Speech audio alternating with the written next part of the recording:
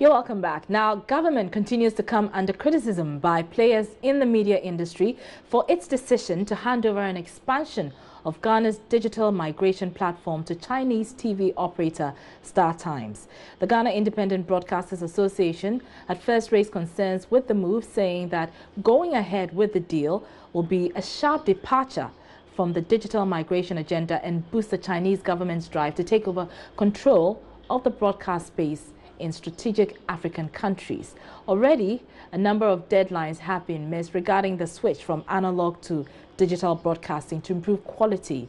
Well, Deputy Communications Minister George Ander told my colleague Kojo Yankson, Ghanaians must be prepared to accept StarTimes if government is to access a Chinese Exim loan as part of the framework agreement.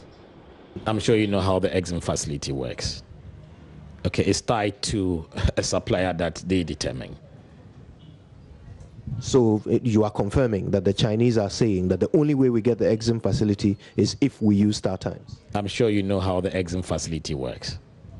Mr. Ander, why don't you just be clear with us and state it categorically? I've stated that is the Exim facility, that is how it works.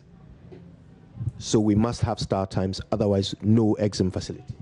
If we want the Exim facility, we have to go with the terms and conditions of the Exim facility. They have made StarTimes a condition of that facility? If we have to access the Exim facility, we'd have to go with the conditions that come with the accessing of the facility. What was the outcome of the arbitration? Well, I think at the moment there's an MOU that has been signed for the terms of settlement to be closed. But again, it has to go through the right approval. So I'm not sure that I'm in a position to confirm what it is or to talk about it unless it goes through the right approvals. Did arbitration come out with an outcome that Ghana must secure the services of StarTimes? I'm not in a position to confirm the details of that.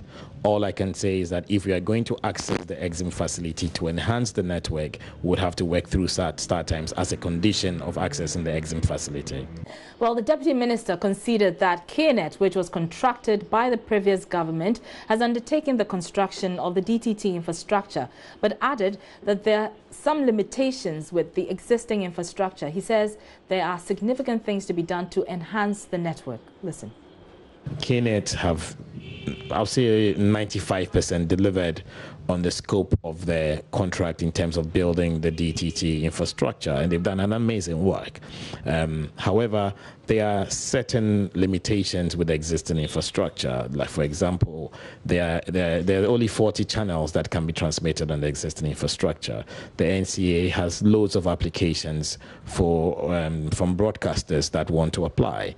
There are no regional stations that are available. There's no redundancy that is available. There's a need for additional multiplexes to be put on the system.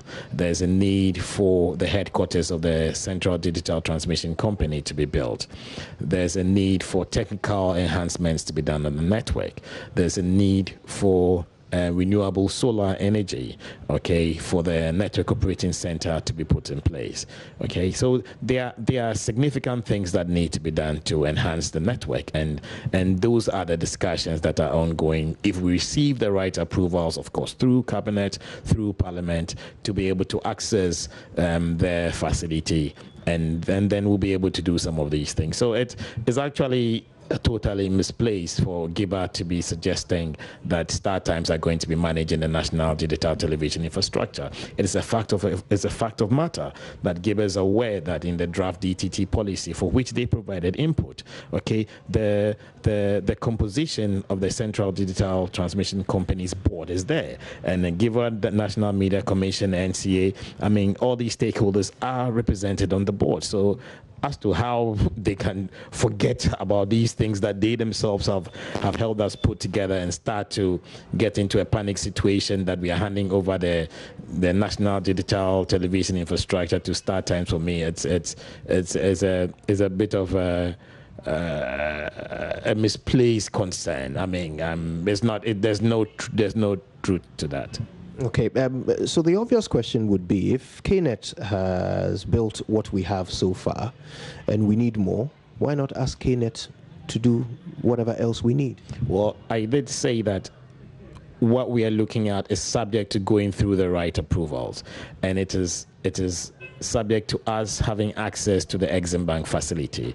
And I'm sure that you are very much aware that if we access the Exim Bank facility, whoever it is that is going to execute it is tied to the facility. So there's nothing, as far as the main contractor is concerned, there's nothing that government of Ghana or the ministry can do. Insofar as we go through the right process, we go through the right procurement process, it delivers value for money and something that is good for Ghana. We've now been joined on the line or via Skype by MP for Ningro Prampram, that is Sam George. Many thanks for your time, Mr. George. You've been following this matter with StarTimes even during the Mahama administration. What do you make of the minister's explanation that in order to access the Exim facility, we have to go along with the terms of the bank, which includes contracting StarTimes? A very good evening to your viewers and to you. Let's make the point clear. There's no need for this in the first place. Why did the administration of John Mahama in the first place? It was to get an Exim facility, to put in place the infrastructure, digital infrastructure. Today, you have sold one block of 4G spectrum and built that infrastructure. Why you still build the license? Why loan again? Because that loan was supposed to be used to build the platform, build the DTT platform using the sales spectrum. Money was $93 million. You the platform. Why are you still talking about the need to access an extra facility? Like I've told you wanted to borrow money from me at the rest. And then someone said to you that, oh no, Araba, last time you gave me a shoe. And because you gave me a shoe, I have a dress. So I'm doing an exchange with you. You've got the dress. Now you're saying that you still want to take that loan from Sam George so that you can buy 2 more dresses when your real need is one dress. I mean, if you're a responsible government, you should not be going in for that Exim facility to start. Mm-hmm. But what are your suspicions as to why government may have gone ahead with this decision to actually contract StarTimes? And really, we know the company did not meet the requirements earlier. Well, I'll make this pretty clear to you. Government is seeking to get $2 billion from the Chinese. They're looking to get possibly another $19 billion. That's what I talked about here. President looking to get $50 billion from them. StarTimes is Chinese government. Now, the StarTimes have had their egos bruised because what they claimed they were going to do, they were unable to do. A Ghanaian business has been able to achieve it, and their ego has simply been bruised. It took the government of Ghana to court. They lost in our court here. They went all the way to the Supreme Court and appeal. They lost international arbitration. The Attorney General's advice at the time we were leaving government was we had a solid case, we're going to win that case again. Why this government would choose to walk out from an arbitration, only they know. My best bet is the fact that this is an opportunity for somebody to possibly get a finder's fee here or there. This is also the opportunity for government to smoothing out its relationship with the Chinese. Saddle Ghanaians with a $98 million so that they get $2 billion to do what they want to do. But you see, what they forget is that this is how China does recolonization. This has happened in Zambia.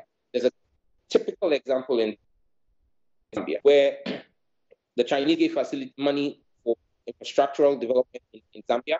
They said, oh, don't worry, when we come in, we'll take a little bit of the TV space and use it alongside the Zambian government. As we speak right now, the Zambian national broadcaster, ZNBC, is owned by China. And I can tell you what's going to happen here.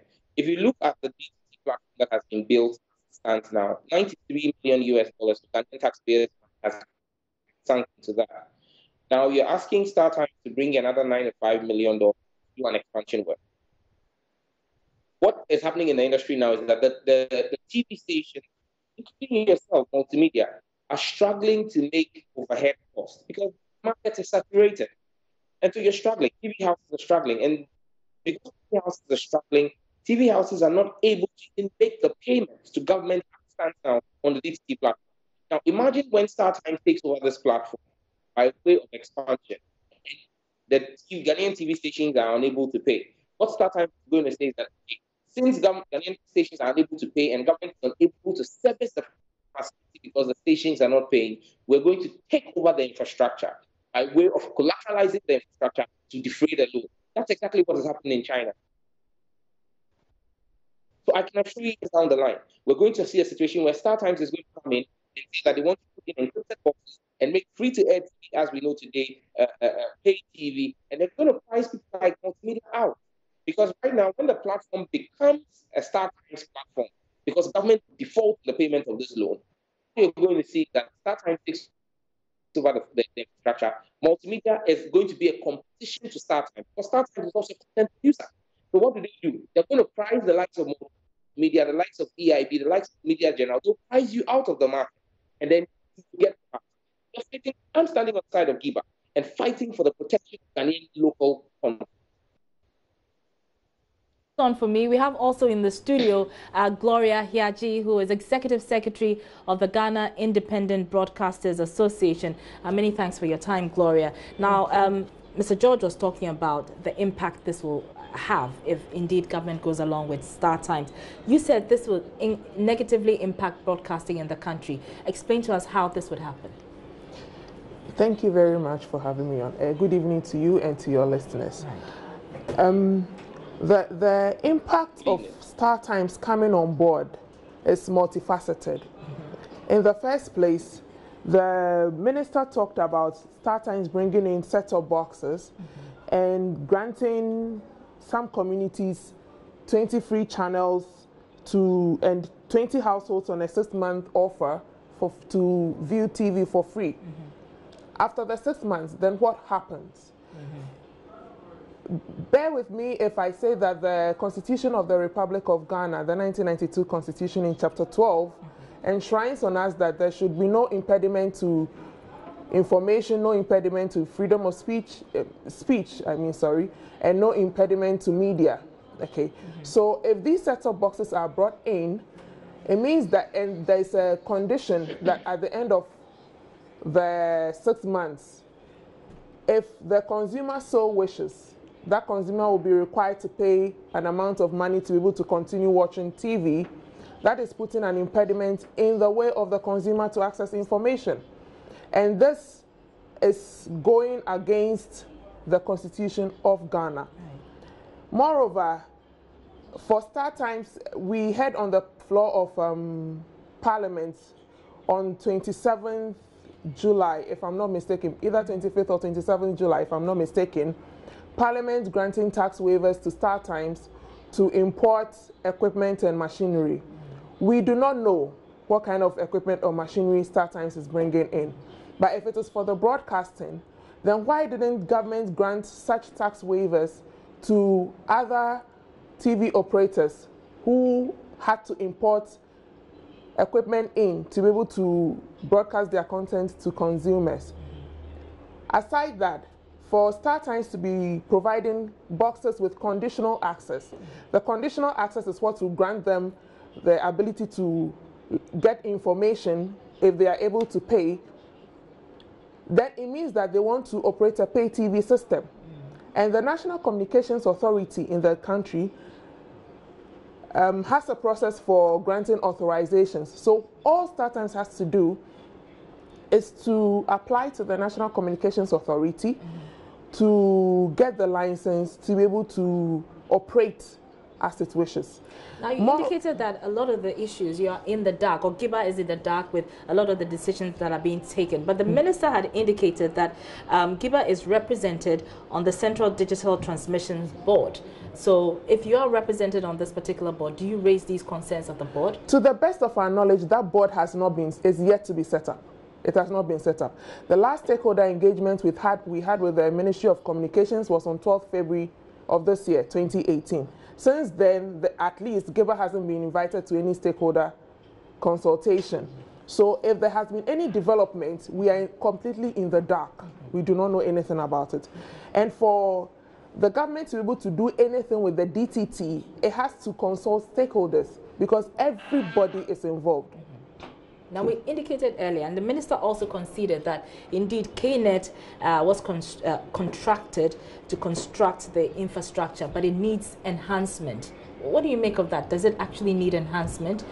That is something difficult to swallow, because we know that the infrastructure as it stands now is highly expandable if so required. And even if it has to be expanded, then it means it has to go through a process. That management board that you talked about has to be in place to be able to assess, together with all other stakeholders, and know whether truly the infrastructure needs expansion and what kind of expansion it needs.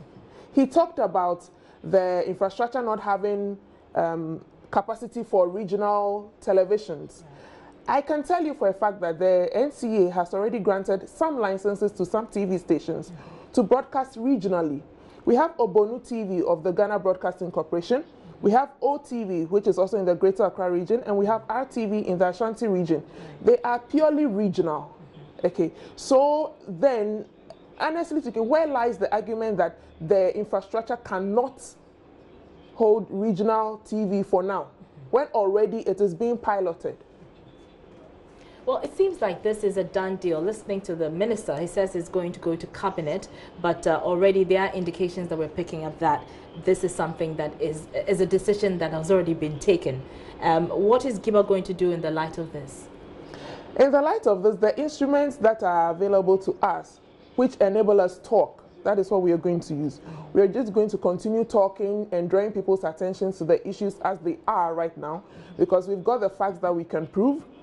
And there are other stakeholders we know we can consult, because they were all involved. That talking is really doing the trick for you. Will you consider legal, any legal action? Well, we'll cross that bridge when we get there, but for now, it's talk that's going to work. All right, many thanks. Okay, so that is Gloria Hiaji. She is Executive Secretary of GIBA. Earlier, we heard the MP for Ningo Pramprama, Sam George, on this matter. You're still watching Joy News Prime. I'm Araba Kumsin.